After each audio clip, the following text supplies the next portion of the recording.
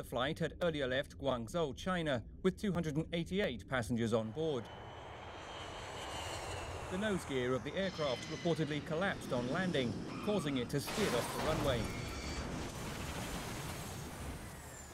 The passengers were evacuated using emergency slides.